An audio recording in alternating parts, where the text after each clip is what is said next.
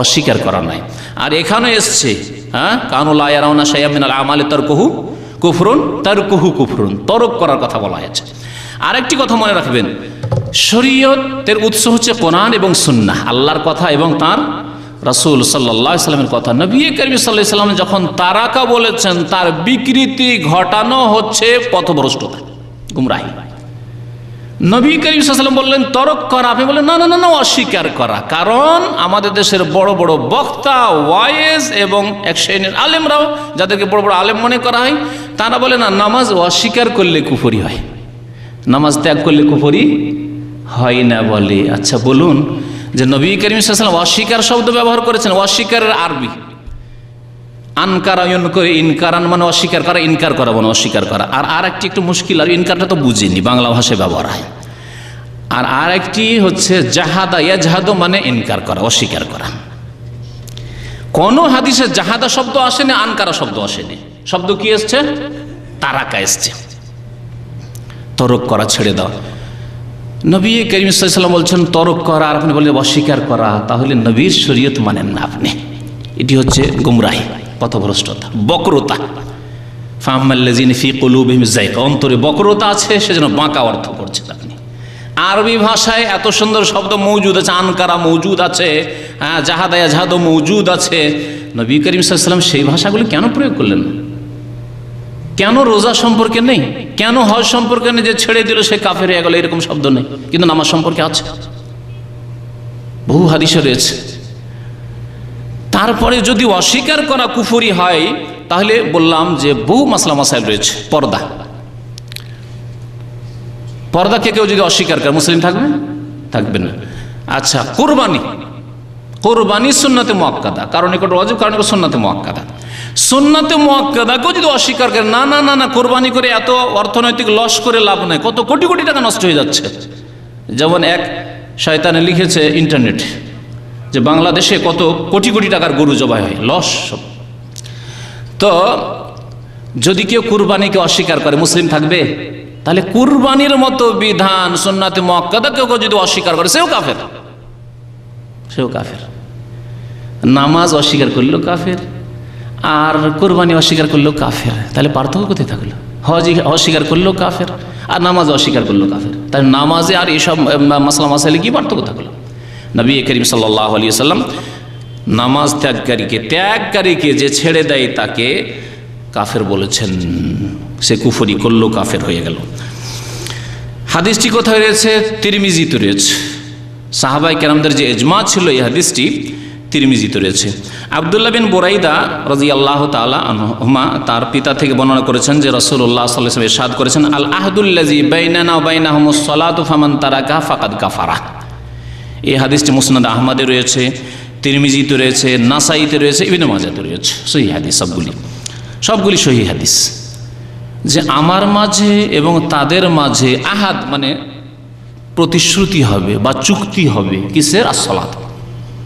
তাদের মাঝে মানে অমুসলিম মুসলমান হয়ে আসছে তাদের মাঝে, কে অমুসলিম ইসলাম কবুল করছে, এখন প্রথম আহাদ, প্রতিশ্রুতি, চুক্তি কিসের হবে? as-সালাত। আল আহদুল্লাযী বাইনানা, আমাদের মাঝে এবং তাদের মাঝে নামাজ পড়বে। যদি নামাজ পড়বো তাহলে ঠিক আছে, যদি বলেন না নামাজ পড়বো না, কলেমা পড়তে বলেন তো পড়ে নেব। যদি কলেমা পড়ার কথা বলেন, অসুবিধা নেই, কলেমা পড়ে নিচ্ছি, হ্যাঁ, টাকা পয়সা লাগবে, শতকরা 1,000 টাকা, অসুবিধা না, তাও দিয়ে দিই, কিন্তু নামাজ না। আচ্ছা, আমাদের প্রতিশ্রুতি হচ্ছে তাদের সাথে as-সালাত, নামাজের। তারপর কি বলছেন রাসূলুল্লাহ সাল্লাল্লাহু আলাইহি ওয়াসাল্লাম? ফামান তারাকাহা, সুতরাং যেই ব্যক্তি কি করলো? ছেড়ে দিল, ত্যাগ করলো, ফাকাদ কাফারা, সেই ব্যক্তি কাফের হয়ে গেল।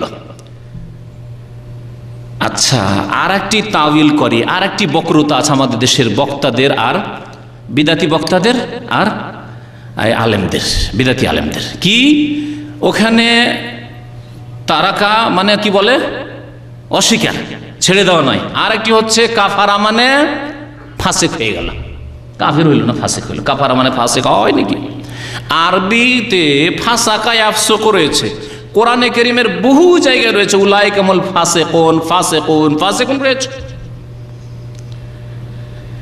তাহলে ফাসিক শব্দ আরবিতে থাকা সত্ত্বেও এখানে নবী করিম সাল্লাল্লাহু আলাইহি ওয়াসাল্লাম বললেন না যে ফামান তারাকাহা ফাকাদ ফাসাকা, বললেন না। ফামান তারাকাহা ফাকাদ কাফারা বললেন। যেই ব্যক্তি নামাজ ছেড়ে দিল তারাকা বলেছেন, জাহাদার আনকারা বলেননি, আর ওকে কাফারা বলেছেন, ফাসাকা বলেননি। তাহলে বোঝা গেল যে নামাজ তরক করলে যে এক শ্রেণীর অন্তরের বক্রতাওয়ালা বক্তারা আর আলেমরা বিদাতিরা যে বলে ফাসেক হয় না, ফাসেক না, নবী করিম সাল্লাল্লাহু আলাইহি সাল্লাম যার কথা হচ্ছে আল্লাহ পাকের পক্ষ থেকে ওয়াহি, যার কথাই হচ্ছে দলিল, তার কথার জন্য দলিল লাগে না, তার কথাই দলিল। আর যে কোনো আলেমের কথা, ইমামের কথা, হুজুরের কথার জন্য দলিল লাগে, তার জন্য দলিল লাগে যে আপনার কথা ঠিক কি না এর প্রমাণ পেশ করেন কোরআন এবং হাদিস দিয়ে। ফিকহ আর মাসলা মাসাইলের জন্য দলিল লাগে, কোরআন এবং হাদিসের জন্য দলিল লাগে না, কোরআন এবং হাদিস নিজেই দলিল, প্রমাণ।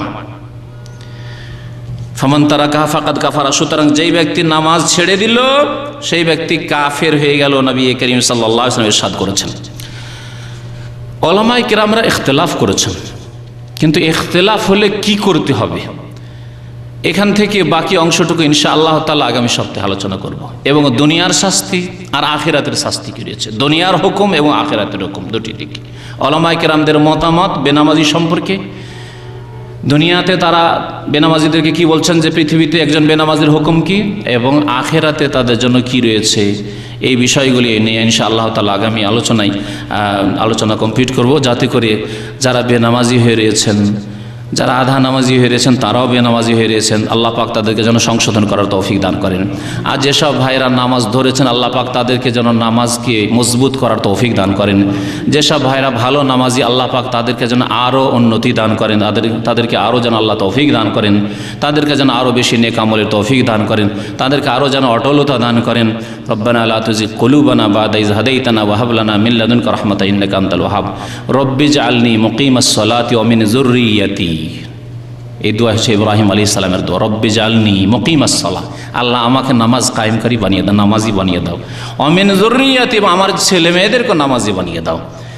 আজকে দুনিয়ার শিক্ষা দেওয়ার জন্য ছেলে মেয়েদের জন্য কত পরিকল্পনা তৈরি করছেন, না এখানে হইল না ওখানে পাঠাবো, ওখানে হইল না ওখানে পাঠাবো, কত কিছুই করছেন আপনি। এখন থেকে 2 বছর 3 বছর বয়স হয়নি, কি পড়াবো না পড়াবো এখন থেকে সিদ্ধান্ত নিচ্ছেন, আর কত পরামর্শ করছেন। আর এই দোয়া হয়তো সারা জীবন চলে গেছে, কখনো করেন না। ইব্রাহিম খলিলুল্লাহ, আল্লাহর অন্তরঙ্গ বন্ধু, তিনিই দোয়া করছেন। তার কি এরকম সম্ভাবনা ছিল যে আমার ছেলে ইসমাইল, ইসহাক এরা বেনামাজি হয়ে যাবে?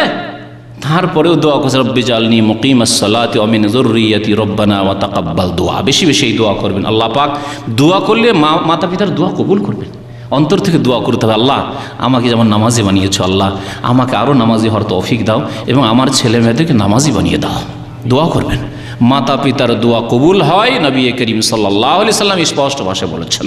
এই দোয়া রদ হয় না আল্লাহ পাকের পক্ষ থেকে। কেন দোয়া করছেন না একটু? রব্বিজআলনি মুকিমাস সালাতি ওয়া মিন যুররিয়াতি মুখস্থ করে নেন।